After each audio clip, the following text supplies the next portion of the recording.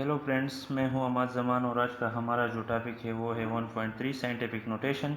Scientific notation किसे कहते हैं? तो बुक में जो डिफिनीशन दिया गया है वो ये है कि writing numbers in power of 10 और standard form is called scientific notation.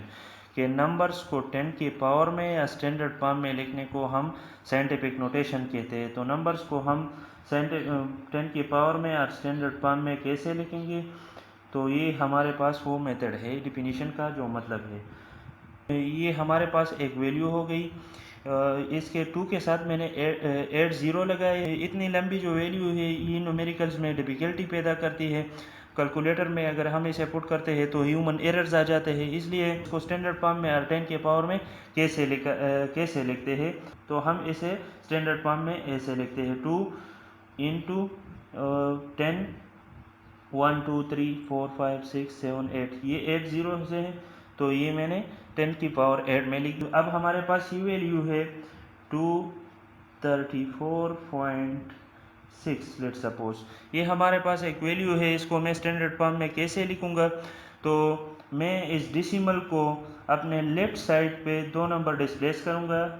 तो 1 2 2.34 इंटू 10 पावर। अब 10 की पावर में हम क्या लिखेंगे? तो इसके लिए नंबर लाइन का जो कंसेप्ट है ये आपके जहन में क्लियर होना चाहिए कि हम अपने लेफ्ट पे जाएंगे तो हम वैल्यू पुट करेंगे पॉजिटिव, और जब हम अपने राइट पे जाएंगे तो हम वैल्यू पुट करेंगे नेगेटिव। तो मैं अपने लेफ्ट पे गया हूँ, डिसिमल को मैंने डिस्प्लेस किया 2 डिजिट्स, तो हमारे पास आ गया 10 पावर 2। दूसरी जो वैल्यू है, लेट सपोज मैं लेता हूँ 0.00234। लेट सपोज ये मेरे पास एक वैल्यू हो गई। तो साइंटिफिक नोटेशन और स्टैंडर्ड फॉर्म के लिए ज़रूरी बात यह है कि डिसिमल के लेफ्ट साइड पे नॉन ज़ीरो डिजिट्स होना चाहिए, और यहाँ पर हमारे पास एक ज़ीरो डिजिट है, तो ये एक स्टैंडर्ड फॉर्म में नहीं है। इसको स्टैंडर्ड फॉर्म में कन्वर्ट कैसे करेंगे? तो मैं इस पॉइंट को अपने राइट साइड पे डिस्प्लेस करूँगा 1 2 3। ये 2 हमारे पास एक नॉन ज़ीरो डिजिट है, ये मैंने 3 टाइम डिस्प्लेस किया, तो ये हमारे पास आएगा 2.34 इंटू 10 पावर। 10 की पावर में अब मैं क्या लिखूँगा? तो 10 की पावर में मैंने ये डिस्प्लेस किया अपने राइट साइड पर 3 टाइम्स, तो ये मैं लिखूँगा 10 पावर -3। तो ये हमारे पास स्टैंडर्ड साइंटिफिक नोटेशन में आ गया और स्टैंडर्ड फॉर्म में भी आ गया। तो ये दो तरीके से कि हम कैसे लेफ्ट साइड पे जाएंगे तो क्या पुट करेंगे 10 की पावर में, और राइट साइड पे जाएंगे तो 10 की पावर में क्या पुट करेंगे। बुक में दिए गए डिफिनीशन के मुताबिक certain specific power of 10 which have been given special names and symbols are known as prefixes. यानी 10 की पावर्स में कुछ नंबर्स दिए गए जिसे हमने स्पेशल सिंबल और स्पेशल दिए हैं, उसे हम प्रीफिक्सेस कहते हैं।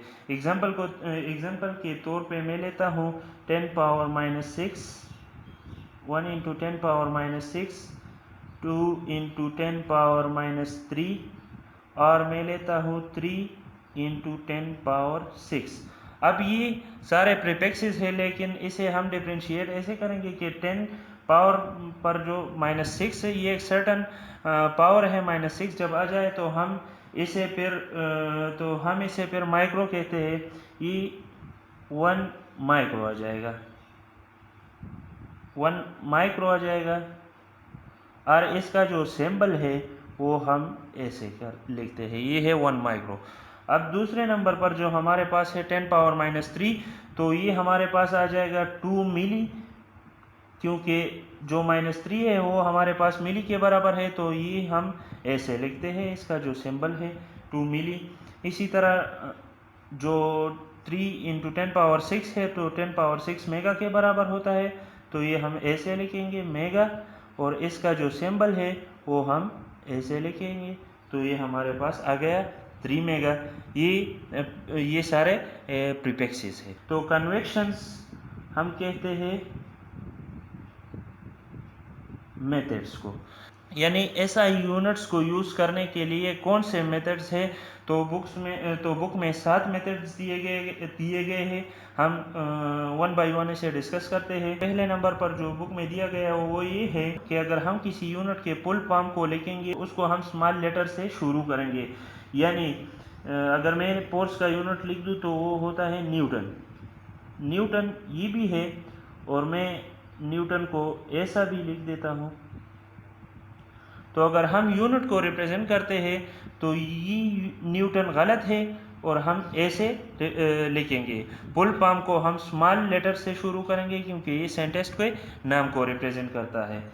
सेकंड नंबर पर जो है कि अगर हम किसी यूनिट के सिंबल को लिखेंगे, यूनिट के किसी सिंबल्स को लिखेंगे, तो सिंबल को हम कैसे लिखेंगे। ये हमारे पास फोर्स का जो यूनिट है न्यूटन, और ये मैं ऐसा भी लिखता हूँ न्यूटन। तो अगर मैं यूनिट को रिप्रेजेंट करूँगा सिंबल्स से, तो सिंबल्स में हम न्यूटन को कैपिटल एन से रिप्रेजेंट करते हैं, जबकि स्मॉल एन से रिप्रेजेंट करना इसे गलत होगा। 3 नंबर पर हमारे पास है कि हम प्रीफिक्सेस को कैसे लिखेंगे। तो ये है मेरे पास, लेट सपोज मैं लेता हूँ कि 1 × 10⁻³ मीटर। ये मेरे पास एक प्रीफिक्स है और ये एक बेस यूनिट है। ये प्रीफिक्स हो गया हमारे पास और ये हमारे पास एक बेस यूनिट हो गया। तो 10⁻³ मिली के बराबर होता है। तो मैं इसे ऐसे लिख सकता हूँ 1 मिलीमीटर, और मैं इसे ऐसे भी लिख सकता हूँ 1 मिलीमीटर। तो कौन सा सही है और कौन सा गलत है, तो ये तरीका सही है लिखने का और ये तरीका गलत है। ये सही तरीका है क्योंकि जब हम प्रीफिक्स, ये हमारे पास प्रीफिक्स हो गया और ये हमारे पास बेस यूनिट हो गया। तो जब हम बेस यूनिट और प्रीफिक्स को लिखेंगे तो इसके दरमियान स्पेस को नहीं छोड़ेंगे। फोर्थ नंबर पर हमारे पास जो है कि जब हमारे पास 2 बेस यूनिट्स आ जाए, 2 बेस यूनिट्स। अब लेट सपोज मेरे पास 2 बेस यूनिट्स है, तो फिर मैं क्या करूँगा जब मेरे पास 2 बेस यूनिट्स आ जाए। लाइक अगर मैं प्रेशर का यूनिट लिखता हूँ तो प्रेशर का यूनिट है न्यूटन पर मीटर स्क्वायर। ये हमारे पास प्रेशर का यूनिट है। अगर मैं इलेक्ट्रिक चार्ज का यूनिट लिख दूँ तो चार्ज का हमारे पास जो यूनिट है वो है एम्पेयर सेकंड। ये हमारे पास चार्ज का यूनिट है। तो इसे हम कैसे लिखेंगे, ये भी एक तरीका है और दूसरा तरीका ये भी है, न्यूटन पर मीटर स्क्वायर और एम्पेयर सेकंड। जब 2 बेस यूनिट्स हमारे पास आ जाए तो इसके दरमियान इसके दरमियान हम कुछ स्पेस छोड़ेंगे। ये मैंने बहुत ज़्यादा स्पेस छोड़ दिया, लेकिन नॉर्मली हम ऐसे लिखते हैं। ये रिप्रेजेंट करता है कि इसके दरमियान मैंने स्पेस नहीं छोड़ा, तो ये गलत है। और जब सही लिखते हैं हम 2 बेस यूनिट्स को, तो हम कुछ इस तरह लिखते हैं कि न्यूटन पर मीटर स्क्वायर और इसी तरह है एम्पेयर सेकंड। इसके दरमियान थोड़ा थोड़ा स्पेस है, तो 2 बेस यूनिट्स के दरमियान हम स्पेस को छोड़ेंगे। 5 नंबर में हमें बताया गया है कि अगर हमारे पास कंपाउंड प्रीफिक्सेस आ जाए तो फिर हम क्या करेंगे। कंपाउंड प्रीफिक्सेस हम किसे कहते हैं, तो मोर देन 1 प्रीफिक्स जब किसी क्वांटिटी में हम यूज़ करते हैं, मोर देन 1 प्रीफिक्स, तो उसे हम कंपाउंड प्रीफिक्सेस कहते हैं। अब मैं लिखता हूं कि 1 नैनोमीटर। ये हमारे पास एक कंपाउंड प्रीफिक्सेस है क्योंकि नैनो 2 मरतबा इसमें इस्तेमाल हो गया है। तो मैं इसको इस तरह लिखता हूँ 1 × 10⁻⁹ मीटर। ये 2 प्रीफिक्सेस इसमें आ गए, 10⁻⁹ और 10⁻⁹। तो इन दोनों के बेस सेम है, तो इसको हम ऐड करते हैं, तो ये आ जाएगा हमारे पास 10⁻⁸ मीटर। 10⁻⁻, ये हमारे पास आ गया 10⁻⁸ मीटर। तो अब हम इसे कैसे लिखेंगे।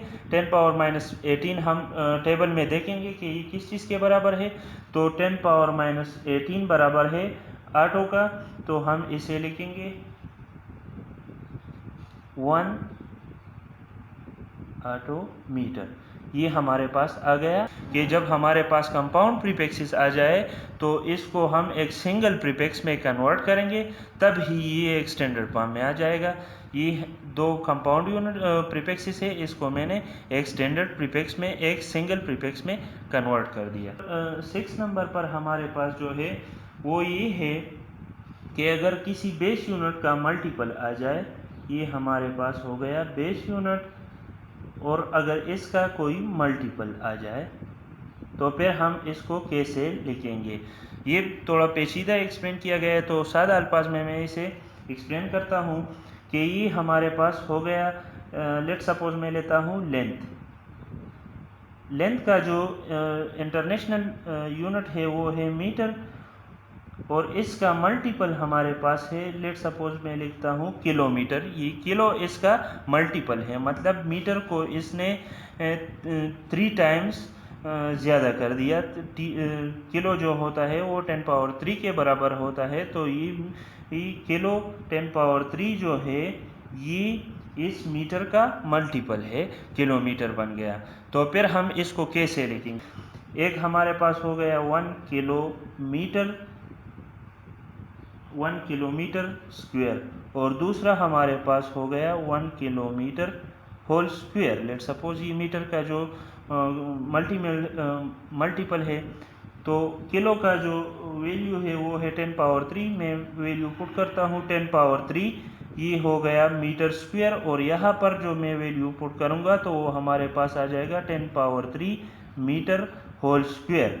तो ये हमारे पास आ जाएगा 1 इंटू 10 पावर 6 मीटर स्क्वायर।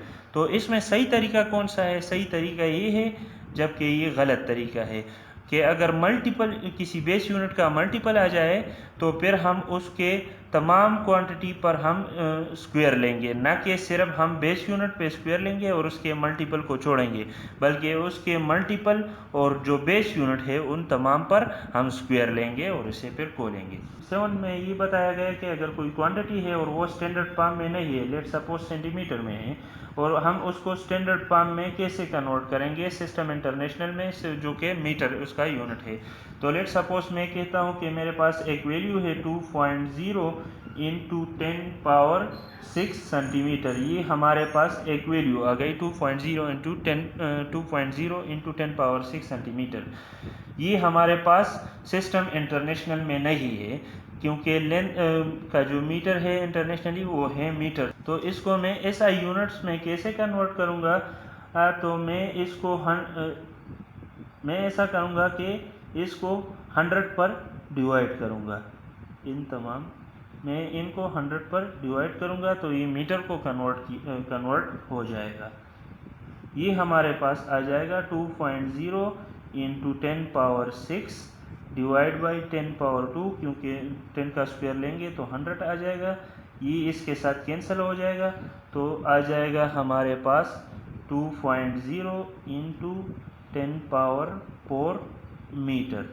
ये हमारे पास एक इंटरनेशनल एसआई यूनिट्स में आ गई ये वैल्यू, क्योंकि इससे पहले ये सिस्टम इंटरनेशनल में नहीं था। तो 7 नंबर जो कन्वेक्शन है उसमें हमें ये बताता है कि किसी भी वैल्यू को फार्मूले में पुट करने से पहले आपको ये कंफर्म करना चाहिए कि वो एसआई यूनिट्स में है कि नहीं, और अगर नहीं है तो उसे सिस्टम इंटरनेशनल में कन्वर्ट करना होगा। कि ये एक वैल्यू थी, मैंने सिस्टम इंटरनेशनल में कन्वर्ट कर